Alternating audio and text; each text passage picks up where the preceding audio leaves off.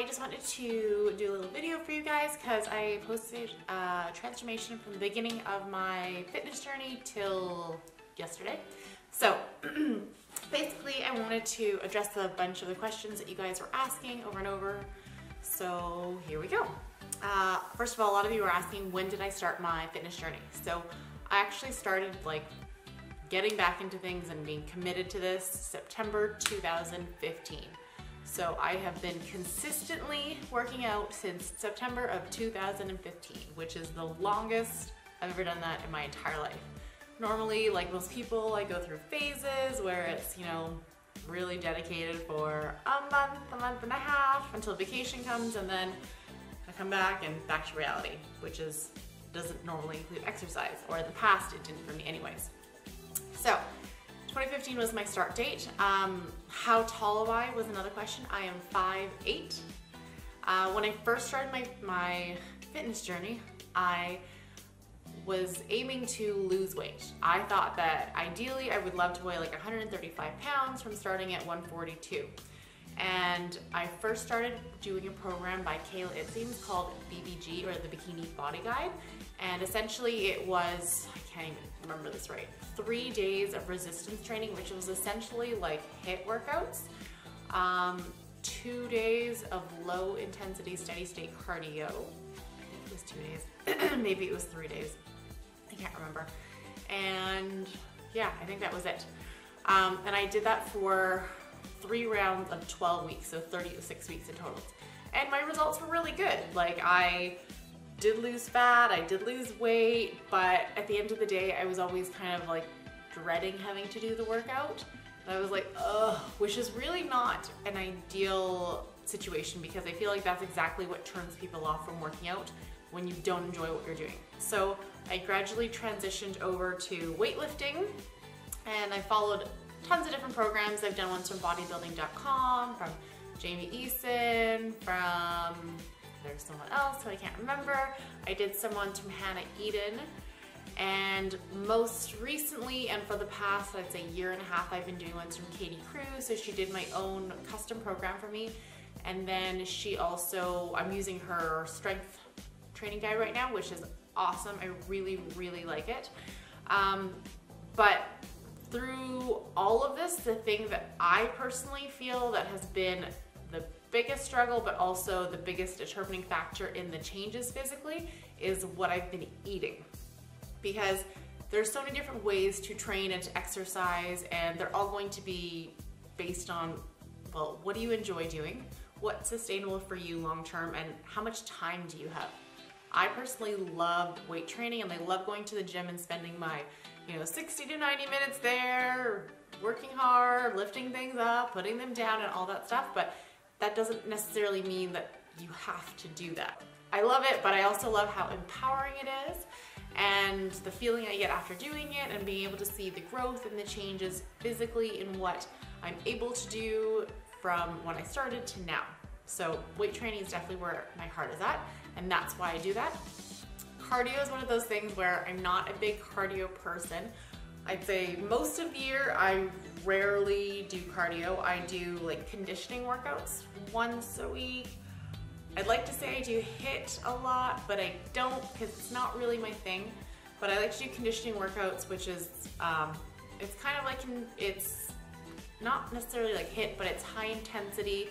It generally involves weights, getting your heart rate up. I do have a whole bunch of videos on my Instagram channel too that you can look at to see what my conditioning looks like. Hannah Eden Fitness also has lots of great conditioning videos too. Okay, let's talk food. So, me changing how I eat, how I look at food, and how I don't cut things out anymore has been the biggest change of me overall this entire journey. So when I first started in 2015, I was using some guide which basically just said, here, 1,600 calories, and it didn't necessarily base it on your age, height, weight, activity level, any kinds of things like that. And I was like, okay, 1,600 sounds good. So I stuck with 1,600.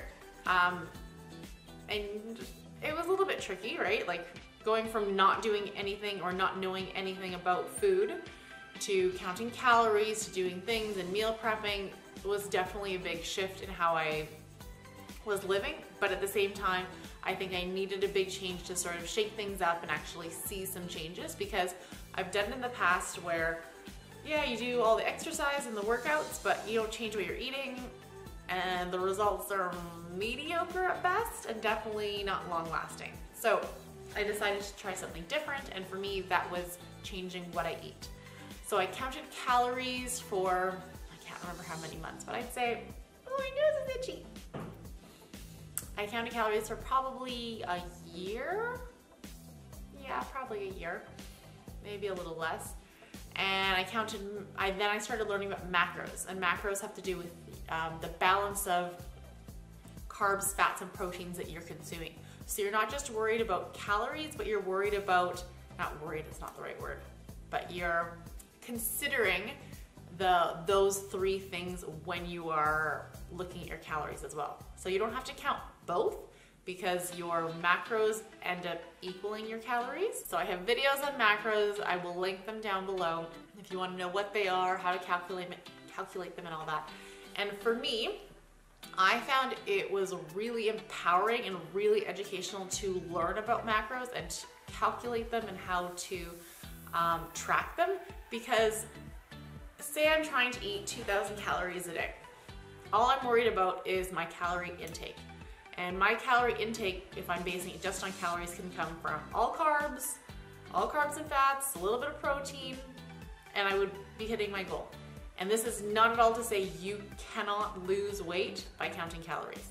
You can lose weight without counting calories.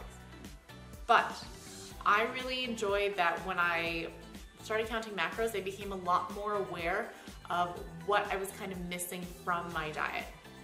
So personally, I found that if I am just focused on calories, I would eat mostly carbs, mostly fats, and a very low protein in my diet. So when I became aware of that, I actually tried to change things around. So trying to consume a more balanced diet per se. So still eating carbs, still eating fat, but just including more protein in my diet in the forms of whether it's meat, whether it's dairy products like Greek yogurts, protein powders, legumes, any kinds of things like that, or like vegan sources, vegetarian sources. There's tons of different ways to include protein in your diet, and I just wasn't really utilizing many of them at all. So I found increasing my protein, actually increasing the number or the amount of fat I was eating, was actually really, really life-changing, because not only did I feel more satisfied and more full, but I definitely just felt better overall and less lethargic. I don't really have a reason for that. I mean, I ate pretty healthy before, but I really enjoyed learning about that. Now, I know counting macros is definitely not for everyone, especially if you have any disordered eating past or history like that, or if some people it makes them really neurotic because you have to weigh your food and measure things, but I liked it because it actually showed me that a lot of the foods that I really enjoy are totally okay for me to eat and incorporate into my regular meals. So, example, like I have this favorite thing my mom makes and I'm always like, oh, I don't think I can eat that, like it's not very good for me. It has like all these potatoes and things. And the reality is, when I enter the recipe into MyFitnessPal, which gives you the calories, macros, like fat, protein, and carbs, like per serving of this recipe, it was great. It was great. I could have it like every single week if I wanted to and still reach my goals. So knowing that I can eat certain things and knowing that I can eat basically everything was really empowering for me, because it was this whole, almost a weight had been lifted of that, like, carbs are not going to like make or break everything. Like, I can eat potatoes, I can eat pasta, I can enjoy life, I can go out and eat things with friends, with family. And that was, I think, a really, really big determining factor in how my progress evolved. Now, I don't currently count macros, I don't weigh my food, I don't count calories or do anything like that, but I use what I learned from counting macros to have a good idea of what I should be eating when I am eating. So I try to eat intuitively now, and that can be really tricky, but essentially what it is you eat when you're hungry. You try to fuel your body based on your needs. So if I have a really tough workout and I'm hungry, I'm going to eat. If I have a rest day and I'm not as hungry, I'm not going to eat as much. I'm not going to deprive myself, I'm not going to starve myself, I'm just not going to eat as much. I'm focusing on building those healthy habits like eating when I'm hungry, which is actually really challenging for a lot of people. Not doing any mindless snacking just because I'm bored, because I'm watching TV. I'm not just snacking for the sake of it. I try not to eat till I'm 100% full. I try to eat till I'm about 80% full, because a lot of the times I find that if I stop before I'm actually full, if I wait those 10 or 15 minutes after I've stopped eating, I actually have that time for my brain and body to chat and be like, you're actually full, Nikki. So I think just some of those things have been a really huge factor in how I've made and maintained my progress, even though the way I eat has changed. So that's kind of a brief overall. Okay, so I'm gonna address a couple of the other questions that you guys asked. So once again, how tall am I? I am 5'8". Did you work up to 2,000 calories? Would you recommend slowly upping your calories to see muscle growth? So when I started, like I said, I was on 1,600 calories, and that was a very ambiguous number. It wasn't for any apparent reason. Besides, that's what this guide said. So what I do recommend doing is to, this won't work for everyone, but this is a suggestion, what I found to be successful for me, is to get an app like MyFitnessPal or Calorie King and track what you're eating for 3 to 7 days. Don't change what you're eating, don't change what you're doing, just track what you're eating. If you have chocolate for breakfast, track it. If you have oatmeal for breakfast, track it. If you have a protein shake, chicken, whatever it is, you put it in there, and you get to see how many calories on average you eat a day and what your macro breakdown is. If you're eating mostly protein, mostly carbs, or mostly fats, or if you have a pretty even split. And after doing that for 3 to 7 days, I definitely recommend doing it weekdays and a weekend, because a lot of times people eat quite differently between the two of them. And you also have to track alcohol if you drink. So I recommend doing that, and after that you'll have a good generalization of how many calories you're consuming a day. So if I track for a week and I say, okay, on average I eat 2,200 calories a day, okay, well that's great information. I know now approximately what I'm eating, and you can from there decide if you want to gain weight, then you need to increase that by say 200, 300, 400, 500 calories per day. If your goal is weight loss, I would decrease that by around 300 calories a day. I would not recommend any drastic calorie decreases, as that will make your journey very difficult, because it's hard to sustain and remain compliant when you've made such drastic changes right away.